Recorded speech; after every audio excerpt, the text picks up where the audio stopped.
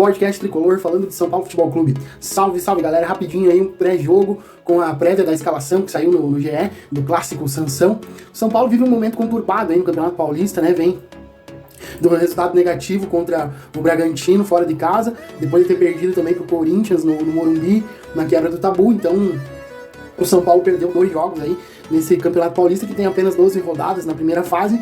2 derrotas é bem complicante, né? Porque o São Paulo vai ficar um pouco abaixo na classificação ali de Palmeiras, Corinthians. O São Paulo vai ficar abaixo deles, a não ser que eles tropecem, que é muito difícil, né? O Campeonato Paulista é um campeonato que é um nível um pouco melhor do que os outros campeonatos estaduais, mas, né, mesmo assim tem que fazer muito esforço para não se classificar, e a primeira fase, se ela tem alguma validade, é a classificação geral para decidir em casa os jogos de mata-mata, que é quando o campeonato vale, né, realmente começa a ter mais emoção depois da primeira fase, né? Então o São Paulo hoje, às 7 horas da noite, enfrenta o Santos no Morumbi.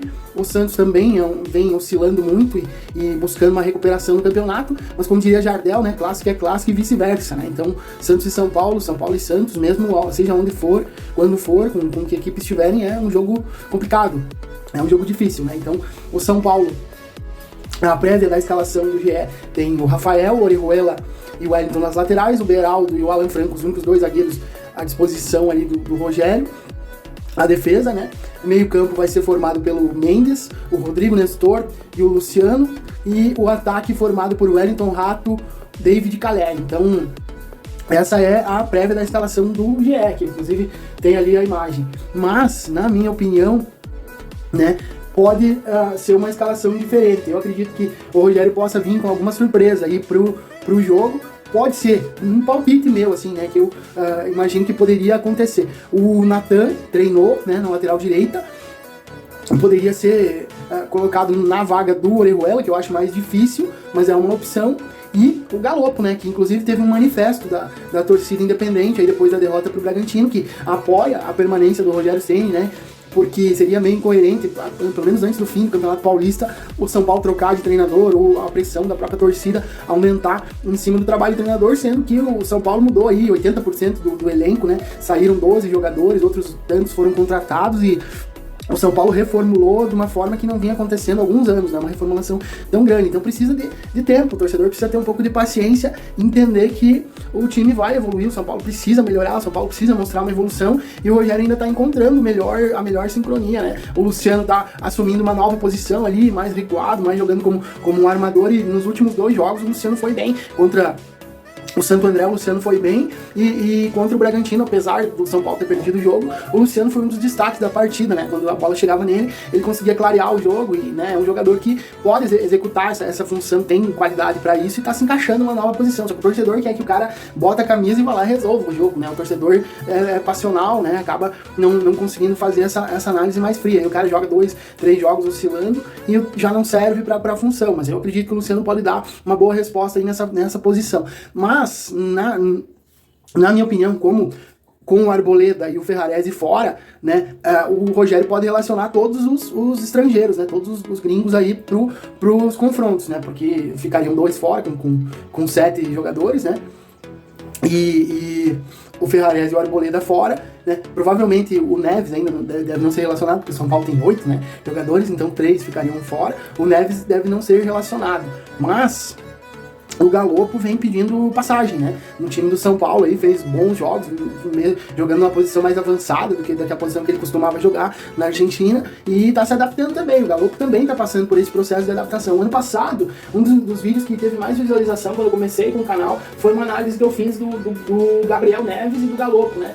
De como o Gabriel Neves demorou um certo tempo para se encaixar no time, né? Para ter oportunidades, e o ano passado a gente sabe que o Gabriel Neves, quando foi titular, o São Paulo teve uma consistência melhor, né? No meio campo, deu uma fluência diferente e ajudou o São Paulo naquele crescimento, né, da equipe, principalmente nos jogos ali contra o Palmeiras, né, pela Copa do Brasil, e na sequência de Sul-Americano e Campeonato Brasileiro, que o São Paulo teve uma melhora ali depois do Campeonato Paulista, né? Então, essa adaptação os jogadores têm que passar. O Gabriel Neves acabou sofrendo com a lesão no ano passado, uma lesão importante, né? Uma lesão que tirou ele bastante tempo dos gramados, e no momento que ele estava ali, né, consolidado na posição, e aí tem que recuperar o espaço novamente, e vai ter oportunidades. Eu espero poder ver o meio campo gringo no São Paulo com o Mendes, o Galopo e o Neves, jogando junto. Mas para isso, o Rogério ou ele vai colocar o Luciano mais avançado, numa posição diferente do que ele vem jogando, ou ele tira o Luciano. Então são opções, né?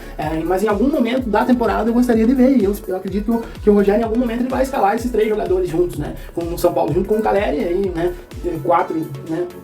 Estrangeiros e mais uma vaga para um dos zagueiros. Então o problema da questão também muito debatido do número de estrangeiros que pode participar de uma partida tem incomodado, tem sido um problema para o São Paulo, né? Então tem essa questão também. Mas para hoje eu acredito que dificilmente o GE acerta a escalação. Eu acredito que essa escalação, como tá ali, não vai ser esse time que vai entrar em campo, vai ter alguma modificação. E pra mim, na minha cabeça, o Galopo tem a condição de fazer parte desse meio de campo, aí, talvez no lugar do Nestor, né? Ou talvez numa posição de ataque, né? Mas mais à frente ali, quem sabe o Caleri comece no banco, que o Galopo comece jogando. Então, as possibilidades são inúmeras. E pro jogo, né, a obrigação do São Paulo para espantar esse mau momento é vencer o jogo. Só que é um jogo perigoso, não vai ser um jogo fácil, porque o Santos é franco atirador. Eles vêm pro Morumbi, o Santos sempre costuma complicar os jogos no Morumbi. Então, e vai jogar como franco atirador para tentar tirar pontos aí do São Paulo. E o São Paulo não pode perder pontos dentro do Morumbi, num jogo clássico, de forma nenhuma. Então vamos aguardar aí o pós-jogo para ver o que vai acontecer